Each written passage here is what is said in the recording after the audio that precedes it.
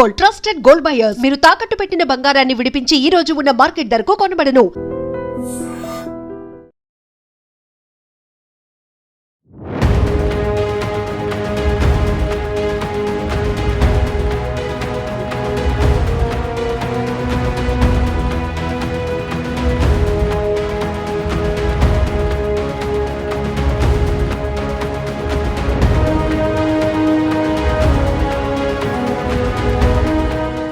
Welcome to I dream.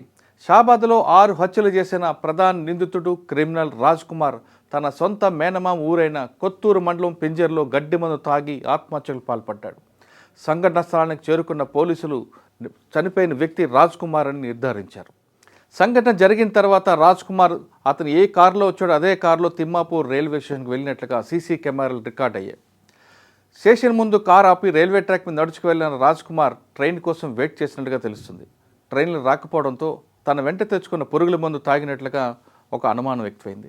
కొంతసేపటి తర్వాత అతను బయటకు వచ్చి ట్రాక్ వెంబడి బయటకు వచ్చిన తర్వాత ఒక చెట్టు పక్క అక్కడ ఉన్న ఒక జామకాయ తిని ఆకలేస్తుంది, టిఫిన్ కావాలని అక్కడ స్థానికుడికి అడిగినట్టుగా తెలుస్తుంది. టిఫిన్ సెంటర్ తిమ్మాపూర్ వెళ్తే దొరుకుతుందని ఆ స్థానికుడు చెప్పడంతో అటువైపుగా నడుచుకెళ్తున్న రాజ్ కుమార్ను అటుగా వస్తున్న ట్రాఫిక్ కానిస్టేబుల్ అతను గుర్తించి అతను తీసుకుని వెళ్ళినట్టు తెలుస్తుంది. ఇదంతా ఊహాగానాలు, కానీ స్థానికులు మాత్రం ధృవీకరించారు. కానీ పోలీసులు మాత్రం మొన్నటి వరకు ఇంకా దొరకలేదు. అతను ఆచూకీ తెలిపిన వారికి 2 లక్షల రూపాయలు రివార్డు ఇస్తామని షాబాద్ పోలీసులు అదేవిధంగా రాచకొండ కమిషనర్కు చెప్పారు.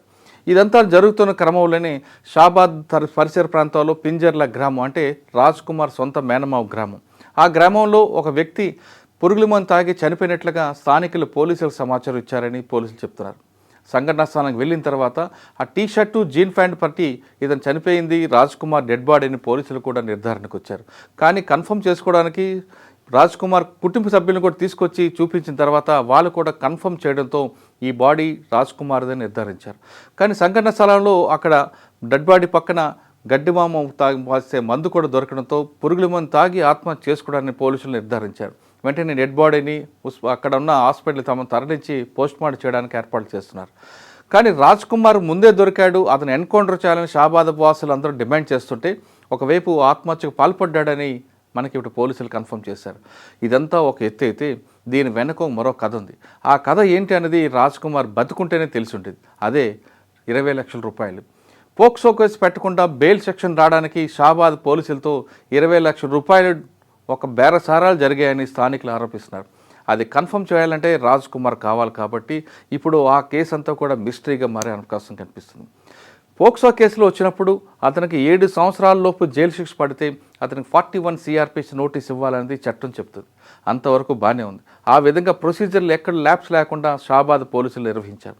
కానీ ఎవరైతే క్రిమినల్ ఉన్నాడో ఆ క్రిమినల్ హిస్టరీ తీసుకుంటే అతను నేరస్తుడని భావిస్తే ఖచ్చితంగా 7 సంవత్సరాల లోపు జైలు శిక్ష పడినా అతనికి జైలు పంపే అధికారం SHOకి ఆ రైట్స్ ఉన్నాయి. కానీ ఇక్కడ రాజ్ కుమార్ విషయంలో అది ఎందుకు పక్కదో పెట్టారు, అది ఎందుకు మైనస్ చేశారన్నది రాజ్ కుమార్ నోటీసు నోరిప్పాలి. అదేవిధంగా IO ఎవరైతే ఉన్నారో వాళ్ళు చెప్పాలి. లేదంటే ఇలాంటి కేసులు చాలా జరుగుతుంటాయి.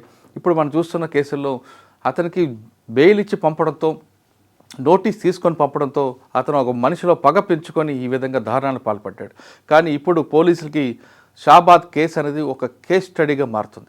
ఖచ్చితంగా నోటీస్ ఇచ్చి పంపిన ఆ కేసు యొక్క గ్రావిటీ కానీ అతను నేరస్తుడి యొక్క నేర స్వభావం కానీ తెలుసుకున్న తర్వాత కౌన్సిలింగ్ చేయాలి. బయటకు వచ్చిన తర్వాత అతనిపై విజిలెన్స్ పెట్టబడితే ఇలాంటి సంఘటనలు రిపీట్ అవుతూనే ఉంటాయి. కాబట్టి ఖచ్చితంగా షాబాద్ కేసులో పోలీసులు కేస్ స్టడీగా తీసుకొని ఇకపై ఎటువంటి సంఘటనలు జరగకుండా ACP స్థాయి అధికారులు కూడా దీని మీద మానిటరింగ్ చేయాల్సిన అవసరం ఎంతైనా ఉంది. కానీ స్థానికులు ఆరోపిస్తున్నట్లుగా అక్కడ షాబాద్ పోలీసుల యొక్క పనితీరు, షాబాద్లో జరిగిన అవినీతి అక్రమాలపై ఉన్నత స్థాయి అధికారులు దర్యాప్తు చేస్తే అసలు నిజం బయటపడుతుంది. లేదా షాబాద్ కేసులు ఎక్కడ ఏ రాష్ట్రంలోనైనా సరే జరిగే అవకాశం ఉంటుంది. కాబట్టి ఇప్పటికైనా ఉన్నతాధికారులు కింద స్థాయి సిబ్బంది పనితీరు వాళ్ళ యొక్క దాని మీద మానిటరింగ్ చేసిన అవసరం ఎంతైనా పడింది. ఇదంతా జరిగి పక్కన పెడితే షాబాద్ ప్రజలు మాత్రం ఊపిరి పీల్చుకున్నారు. ఎందుకంటే రాజ్ కుమార్ బతికు ఉంటే తిరిగి బయటకు వచ్చి ఎవరి మీద దాడి చేస్తాడు అనేది వాళ్ళు ప్రాణ భయంతో ఉన్నారు.